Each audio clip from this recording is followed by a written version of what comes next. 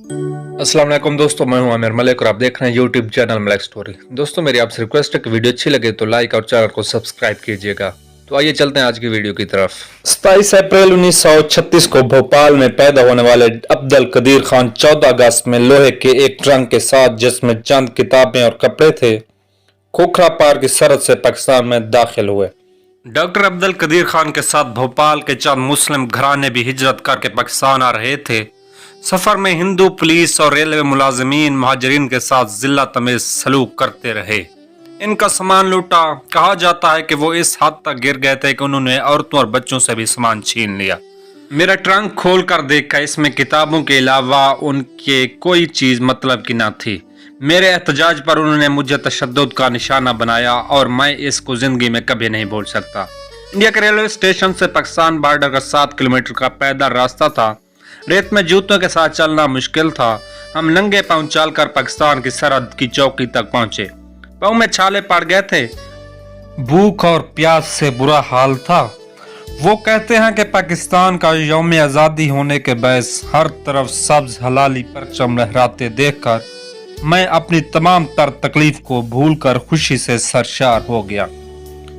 जब डॉक्टर अब्दुल कदीर खान सरहद अबूर कर रहे थे तो वहां तैनात एक भारतीय सिख सिपाही ने उनसे उनका पसंदीदा परकर का कलम तंजन ये कहकर ले लिया कि आप पाकिस्तान जाकर दूसरा ले लेना। तो डॉक्टर साहब ने जवाब दिया, कलम तो क्या, अल्लाह ताला मुझे बहुत कुछ देगा और मैं पाकिस्तान जाकर अपने वतन के लिए बहुत कुछ करूंगा। डॉक्टर अब्दुल कदीर खान ने चंद रोज खोखरा पार में गाड़ी के इंतजार में खुले आसमान के नीचे गुजारे। फिर एक माल गाड़ी आई जिस पर बैठकर कराची पहुंचे। आपने मैट्रिक तक तालीम भोपाल में ही हासिल की, बाकी तालीम कराची में, जबकि आला तालीम के लिए वो हॉलैंड चले गए। मजे की बात यह है कि हॉलैंड के लिए उनके पास सिर्फ जाने का टिकट था, वापसी का नहीं। अगर खुदा न खास्ता उन्हें हॉलैंड में दाखिला ना मिलता तो वापसी उनके लिए एक दुश्वार मरहला होती। ताहम उन्हें वहां दाखिला मिल गया। हॉलैंड में तालीम मुकम्मल करने के बाद डॉक्टर अब्दुल कदीर खान वहां के एक साइंसी इदारे से मुंसलिक हो गए। मई 1974 में भारत ने एटमी धमाके करके आलमी खसूसन बरसगीर के अमन को संगीन खतरात से दुचार कर दिया।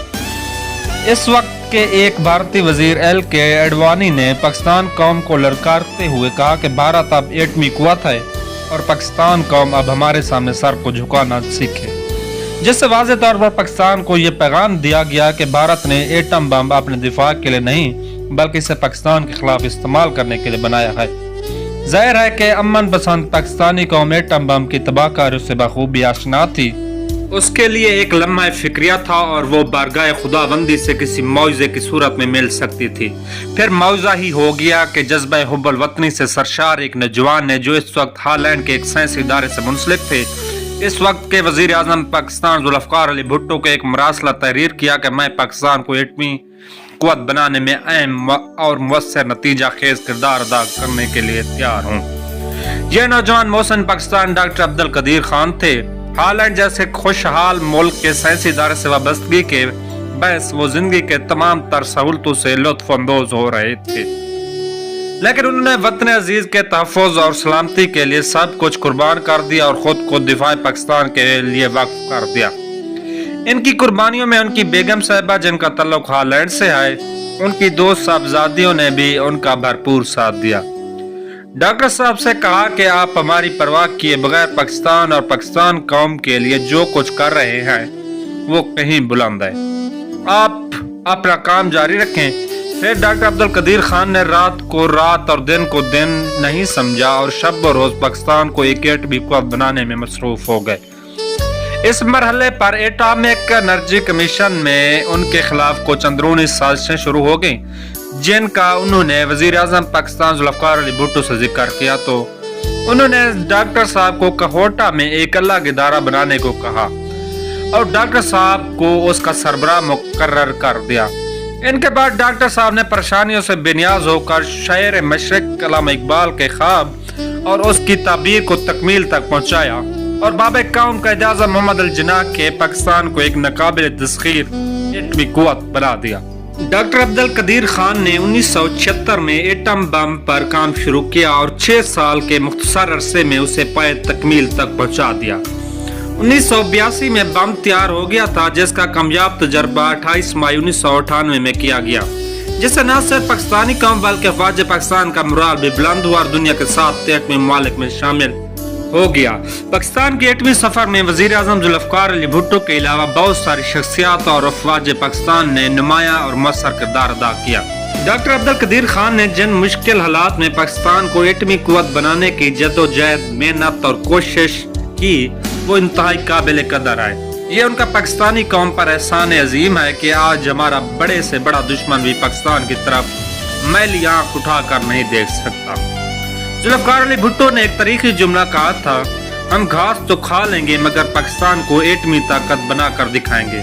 फिर मौसम पाकिस्तान डॉक्टर अब्दुल कदीर खान ने सच कर दिखाया और पाकिस्तान को नाकाबिल शिकस्त बना दिया।